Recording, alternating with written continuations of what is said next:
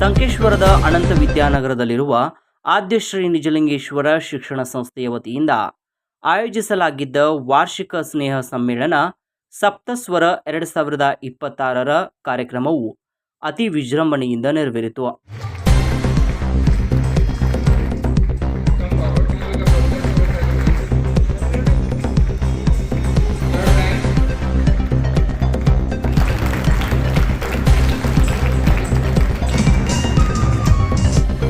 ಕಾರ್ಯಕ್ರಮದಲ್ಲಿ ಮುಖ್ಯ ಅತಿಥಿಯಾಗಿ ಭಾಗವಹಿಸಿದ ರಾಷ್ಟ್ರೀಯ ಸ್ವಯಂ ಸೇವಕ ಸಂಘದ RSSನ ಕರ್ನಾಟಕ ಉತ್ತರ ಪ್ರಾಂತ್ಯದ ಕಾರ್ಯಕಾರಿಣಿ ಸದಸ್ಯರಾದ ಅರವಿಂದ್ ರಾವ್ ದೇಶಪಾಂಡೆಯವರು ಮಾತನಾಡಿ, ನಮ್ಮ ದೇಶದಲ್ಲಿ 108 ಅಂಕೆಗೆ ವಿಶೇಷ ಮಹತ್ವವಿದೆ ಎಂದು ತಿಳಿಸಿದರು. ಪುರಾತನ ಕಾಲದಿಂದಲೇ ಋಷಿಮುನಿಗಳು ಈ ಸಂಖ್ಯೆಗೆ ಆಧ್ಯಾತ್ಮಿಕ ಹಾಗೂ ವೈಜ್ಞಾನಿಕ ಮಹತ್ವ ನೀಡಿರುವುದನ್ನು ಅವರು ವಿವರಿಸಿದರು. ಭಾರತವನ್ನು ಹಿಂದುಳಿದ ದೇಶವೆಂದು ಕೆಲವರು ಕರೆಯುತ್ತಿದ್ದರು. ಸಾವಿರಾರು ವರ್ಷಗಳ ಹಿಂದೆಯೇ ಇಲ್ಲಿ ವಿಜ್ಞಾನದಲ್ಲಿ ಮಹತ್ತರ ಬೆಳವಣಿಗೆ ಕಂಡುಬಂದಿತ್ತು. ಆಕಾಶದಲ್ಲಿರುವ ನಕ್ಷತ್ರಗಳನ್ನು ಗುರುತಿಸಿ ಅವುಗಳಿಗೆ ಹೆಸರನ್ನು ನೀಡಲಾಗಿತ್ತು. ನಮ್ಮ ಧಾರ್ಮಿಕ ಆಚರಣೆಗಳ ಹಿಂದೆಯೂ ವೈಜ್ಞಾನಿಕ ಅಂಶಗಳು ಅಡಗಿವೆ ಎಂದು ಅವರು ಹೇಳಿದರು. ನಮ್ಮ ಸಮಾಜದಲ್ಲಿ, ನಮ್ಮ ದೇಶದಲ್ಲಿ ಭಾರತ ಅಂದರೆ ಹಿಂದುಳಿದ ದೇಶ ಅಂತ ದಿವಸ ಹಿಂದೆ ಎಲ್ಲ ಪ್ರಚಾರ ಮಾಡ್ತಾ ಇದ್ರು. ಆ ಹಿಂದುಳಿದ ದೇಶಕ್ಕೆ ಉದಾಹರಣೆ ಏನು ಕೊಡ್ತಿದ್ರು? ಭಾರತದಲ್ಲಿ ಸೈನ್ಸ್ ಇರಲೇ ಇಲ್ಲ, ಅಧ್ಯಾತ್ಮ ಇತ್ತು, ಮೂಢನಂಬಿಕೆ ಇತ್ತು, ಇದನ್ನೆಲ್ಲನೂ ಹೇಳ್ತಾ ಇದ್ದಾರೆ. ಆದರೆ ಭಾರತದಲ್ಲಿ ಸಾವಿರಾರು ವರ್ಷಗಳಿಂದ ಮೊದಲಿಂದಲೂ ಕೂಡ ವಿಜ್ಞಾನ ಕೂಡ ಅಷ್ಟೇ ಚೆನ್ನಾಗಿ ನಮ್ಮಲ್ಲಿ ಇತ್ತು ಅನ್ನೋದಕ್ಕೆ ಅನೇಕ ಉದಾಹರಣೆಗಳನ್ನು ನಾವು ಕೊಡಬಹುದು. ಇದು ನಮ್ಮ ಧಾರ್ಮಿಕ ವಿಧಿವಿಧಾನಗಳು ನಾವೇನು ಆಚರಣೆ ಮಾಡ್ತಾ ಇದ್ದೀವಿ, ಇದರ ಹಿಂದಿದ್ದಂಥ ವಿಜ್ಞಾನ ನಾವು ಅರ್ಥ ಮಾಡಿಕೊಂಡ್ರೆ ನಮ್ಮ ಹಿರಿಯರು ಎಷ್ಟು ಚೆನ್ನಾಗಿ ಒಳ್ಳೆಯ ಋಷಿ ಮುನಿಗಳು ಅಂದರೆ ವಿಜ್ಞಾನಿಗಳೇ ಇದ್ದರು ಅನ್ನೋದನ್ನು ನಾವು ಗಮನಿಸ್ಬೋದು. ಈಗ ಸುಮ್ಮನೆ ಒಂದು 2 ಸಂಗತಿಗಳನ್ನು ನಿಮ್ಗೆ ಹೇಳಿಕೆ ಇಷ್ಟಪಡ್ತೀನಿ. ಒಂದು, ಸ್ವಾಮೀಜಿಯವ್ರಿಗೂ ಗೊತ್ತಿದೆ, ನಮ್ಮ ಎಲ್ಲ ಜಪ ತಪ ಮಂತ್ರಗಳಲ್ಲಿ 108ಕ್ಕೆ ಬಹಳ ಮಹತ್ವ ಇದೆ. ನೀವು ಒಂದು ಜಪ ಮಾಡ್ತೀರಿ, ಮಂತ್ರ ಹೇಳ್ತೀರಿ, ಅದು 108 ಸಲ ಹೇಳಬೇಕು. ಸ್ವಾಮೀಜಿಯವ್ರಿಗೆ ಹಚ್ಚಬೇಕಾದ್ರೆ 108 ಈ ಉಪಾಧಿ ಹಚ್ತಾರೆ. 108ಕ್ಕೆ ಏನಿಷ್ಟು ಮಹತ್ವ? 101 ಯಾಕಿಲ್ಲ? 125 ಯಾಕಿಲ್ಲ? ಹೇಳ್ಬೇಕು ನಾವೆಲ್ಲರೂ ಯೋಚನೆ ಮಾಡಿದ್ರೆ. ಆದರೆ ಇದ್ರ ಹಿಂದೆ ಸೈನ್ಸ್ ಇದೆ. ನಮ್ಮ ಋಷಿಮುನಿಗಳಿಗೆ ಈ ಸೈನ್ಸ್ ಗೊತ್ತಿತ್ತು. ಅದಕ್ಕೆ ಆ ಸೈನ್ಸ್ ನಿಮ್ಗೆ ಹೇಳ್ತೀನಿ. ಚಂದ್ರ ಮತ್ತು ಪೃಥ್ವಿ ಈ ಎರಡರ ಮಧ್ಯದಲ್ಲಿರುವಂಥ ಅಂತರ, ಚಂದ್ರನ ವ್ಯಾಸದ ಡಯಾಮೀಟರ್ದು 108 ಪಟ್ಟು. ಪೃಥ್ವಿಯಿಂದ 108 ಚಂದ್ರನ ಒಂದರ ಮೇಲೆ ಇಟ್ಕೋತ ಹೋದರೆ ಎಷ್ಟು ಆಗುತ್ತೋ ಅಷ್ಟು ಅಂತರ ಪೃಥ್ವಿ ಮತ್ತು ಚಂದ್ರನ ಮಧ್ಯದಲ್ಲಿದೆ. ಅದಕ್ಕೆ 108. ಸೂರ್ಯ ಮತ್ತು ಪೃಥ್ವಿ ಇದರ ಮಧ್ಯದಲ್ಲಿರುವಂಥ ಅಂತರ ಅದೆಷ್ಟಿದೆ? ಸೂರ್ಯನ ಡಯಾಮೀಟರ್, ಸೂರ್ಯನ ವ್ಯಾಸ ಅಂದರೆ ಪೃಥ್ವಿಯಿಂದ ಸೂರ್ಯನ ತನಕ 108 ಬಾರಿ ಸೂರ್ಯನನ್ನು ಇಟ್ಕೋತ ಹೋದರೆ ಎಷ್ಟು ಆಗುತ್ತೋ ಅಷ್ಟು ಸೂರ್ಯ ಮತ್ತು ಪೃಥ್ವಿ ಇದರ ಮಧ್ಯದಲ್ಲಿ ಅಂತರ ಇದೆ. ಅದು ಹೋಗಲಿ, ನಮ್ಮ ಋಷಿ ಮುನಿಗಳಿಗೆ ಖಗೋಳಶಾಸ್ತ್ರದ ಬಗ್ಗೆ ಇಷ್ಟು ಅಭ್ಯಾಸ ಇತ್ತಲ್ಲ, ಆವತ್ತಲ್ಲಿ ಇಷ್ಟು ಟೆಲಿಸ್ಕೋಪು ಚಲೋ ನೋಡುವಂಥ ಇದು ಇರಲಿಲ್ಲ.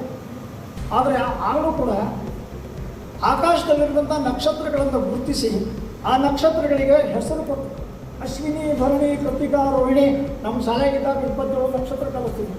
ಈಗ ನಮಗೂ ಪಾಠ ಕೊಡೋದಿಲ್ಲ, ಮತ್ತು ಈಗ ಶಾಲೆಗಂತೂ ಕಲಿಸೋದಿಲ್ಲ. ಆದರೆ ಅವೆಲ್ಲ ನಕ್ಷತ್ರಗಳನ್ನು ಗುರುತಾ ಇಡೋದು ಅದರ ಬಗ್ಗೆ ಮಾಡಿದ್ರು. 27 ನಕ್ಷತ್ರ ಇದೆ.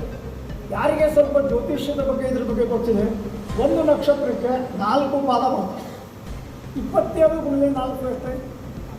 108. ಹೀಗಾಗಿ 108 ಇದರ ಹಿಂದೆ ಸೈನ್ಸ್ ಇದೆ. ನಮ್ಮ ಧಾರ್ಮಿಕ ಆಚರಣೆಗೆ ಈ ಸೈನ್ಸ್ದ ಬೆಂಬಲ ಇದೆ ಅನ್ನೋದನ್ನು ನಾವು ಭಾರತೀಯರಿಗೆ ನಮ್ಗೆ ಗೊತ್ತಾಗಬೇಕು. ಕಾರ್ಯಕ್ರಮಕ್ಕೆ ಚಿಂಚಣಿಯ ಅಲ್ಲಮಪ್ರಭು ಸಿದ್ಧ ಸಂಸ್ಥಾನ ಮಠದ ಪೀಠಾಧಿಕಾರಿಗಳಾದ ಶಿವಪ್ರಸಾದ್ ದೇವರು ದಿವ್ಯ ಸಾನ್ನಿಧ್ಯವನ್ನು ವಹಿಸಿದರು. ಸತ್ಕಾರ ಮೂರ್ತಿಗಳಾಗಿ 2025ರ UPSC ಪರೀಕ್ಷೆಯಲ್ಲಿ ಆಲ್ ಇಂಡಿಯಾ 53ನೇ ರ್ಯಾಂಕ್ ಪಡೆದು ಕರ್ನಾಟಕಕ್ಕೆ ಪ್ರಥಮ ಸ್ಥಾನ ಗಳಿಸಿದ ಕಿರಣ್ ವಿ ಕಮ್ತೆಯವರು ವಿದ್ಯಾರ್ಥಿಗಳಿಗೆ ಪ್ರೇರಣಾದಾಯಕ ಮಾತುಗಳ ಮೂಲಕ ಮಾರ್ಗದರ್ಶನವನ್ನು ನೀಡಿದರು. ಒಬ್ಬ ಸಮಾಜ ಕಟ್ಟ ಕಡೆ ಮನುಷ್ಯನೂ ಕೂಡ ಗೌರ್ಮೆಂಟ್ನ ಎಲ್ಲ ಸೇವೆಗಳು ಸಿಗಲಿ ಅಂತ ಕೆಲಸ ಮಾಡೋಕ್ಕೆ ಶ್ರಮಿಸಲು ಅನಿಸುತ್ತಾರೆ. So with that I think ಭಾಳಷ್ಟು ಏನಾದರೂ ಡೌಟ್ಸ್ ಇದ್ದರೆ later I be there, you can contact me, I be happy to help. But I would always say ಈ ವರ್ಷ 22-26 ರ್ಯಾಂಕ್ಸ್ ಬಂತು ಕರ್ನಾಟಕದಿಂದ. ಬಟ್ ನನಗೆ ಅಥವಾ ಭಾಳಷ್ಟು ಜನಕ್ಕೆ ಕ್ಲಿಯರ್ ದಿಸ್ ಎಕ್ಸಾಮ್ ನಾವು ಮಾತಾಡ್ಕೋತಿರ್ತೀವಿ 22 ಕರ್ನಾಟಕ ಭಾಳ ಕಮ್ಮಿ ಆಯಿತು. ತಮಿಳ್ನಾಡಲ್ಲೆಲ್ಲ 65-66 ರ್ಯಾಂಕ್ ಬಂತು, ಕೇರಳದಲ್ಲಿ 49 ರ್ಯಾಂಕ್ ಬಂತು. Karnataka with so much better infrastructure, universities, colleges just produced 22 ranks.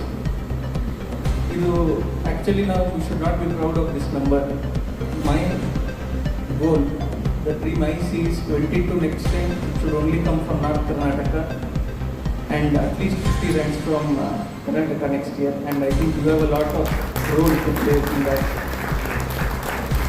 With that, ಈ ಸಂದರ್ಭದಲ್ಲಿ ವಿವಿಧ ಕ್ಷೇತ್ರಗಳಲ್ಲಿ ಸಾಧನೆ ಮಾಡಿದ ಹಾಗೂ ಶೈಕ್ಷಣಿಕವಾಗಿ ಉತ್ತಮ ಸಾಧನೆ ಮಾಡಿದ ವಿದ್ಯಾರ್ಥಿಗಳಿಗೆ ಗಣ್ಯರಿಂದ ಬಹುಮಾನ ವಿತರಣೆ ಕಾರ್ಯಕ್ರಮ ನೆರವೇರಿತು.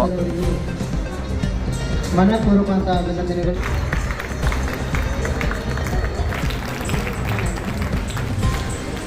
ಇನ್ನು 2020 ಬಳಿಕ ಶ್ರೀಗಳಿಂದ ಆಶೀರ್ವಚನ ಕಾರ್ಯಕ್ರಮ ನೆರವೇರಿತು. ಸಾರ್ಥಕತೆ ಅಂದರೆ ಏನು? ಸಾರ್ಥಕತೆ ಮಾಡಿಕೊಳ್ಳದೆ ಇರತಕ್ಕಂತಹ ಬದುಕಂದ್ರೆ ಬಹುಶಃ ಒಂದು ಹುದ್ದೆ ನಮಗೆ ಸಿಗಬಹುದು, ಸಿಗದೇ ಇರಬಹುದು. ಒಂದು ಹುದ್ದೆಯನ್ನು ನಾವು ಇವತ್ತು ಏರಬಹುದು ಅಥವಾ ಏರದೇ ಇರಬಹುದು. ಆದರೆ ಈ ಬದುಕೊಂಡುವಂಥದ್ದು ಸಾರ್ಥಕತೆ ಆಗ್ಬೇಕಾಗಿತ್ತು ಅಂತಂದ್ರೆ ನಮ್ಮನ್ನೇನು ಈ ಭಗವಂತ ಈ ಭೂಮಿ ಕಳಿಸಾನಲ್ಲ, ಒಂದು ದಿನ ಕರ್ಕೊಳ್ಳೋ ಮುಂದವ ಹಿಂಗ ಅನ್ಬೇಕಲ್ಲ, ನಿನ್ನ ಈ ಭೂಮಿ ಮೇಲೆ ಹೊಡಿಸಿದಕ್ಕೆ ನಂದು ಸಾರ್ಥಕತೆ ಆಯ್ತಪ್ಪ ಅಂದ್ಬಿಟ್ರೆ ನಾವು ಸಾರ್ಥಕತೆಯನ್ನ ಮೆರೆದಂಥದ್ದು ಸಾಧನೆ ಆಗುತ್ತೆ. ಈ ಸಂದರ್ಭದಲ್ಲಿ ಸಂಸ್ಥೆಯ ಚೇರ್ಮನರಾದ ರಾಜೇಂದ್ರ ಎಂ ಪಾಟೀಲ್, ವೈಸ್ ಚೇರ್ಮನರಾದ ಕುನಾಲ್ ರಾಜೀವ್ ಗೌಡ ಪಾಟೀಲ್, ಕಾರ್ಯದರ್ಶಿಗಳಾದ ಶ್ರೀಮತಿ ಸುನಿತಾ ಎಸ್ ಪಾಟೀಲ್, ಅಪ್ಪಾಸಾಹೇಬ್ ಶಿರ್ಕೋಡಿ ಸೇರಿದಂತೆ ಸಂಸ್ಥೆಯ ಆಡಳಿತ ಮಂಡಳಿಯ ಸದಸ್ಯರು ಹಾಗೂ ಅನೇಕ ಗಣ್ಯರು ಉಪಸ್ಥಿತರಿದ್ದರು. ಸಂಸ್ಥೆಯ ಸದಸ್ಯರು, ವಿದ್ಯಾರ್ಥಿಗಳು ಹಾಗೂ ಸಾರ್ವಜನಿಕರು ಹೆಚ್ಚಿನ ಸಂಖ್ಯೆಯಲ್ಲಿ ಭಾಗವಹಿಸಿ ಕಾರ್ಯಕ್ರಮವನ್ನು ಯಶಸ್ವಿಗೊಳಿಸಿದರು.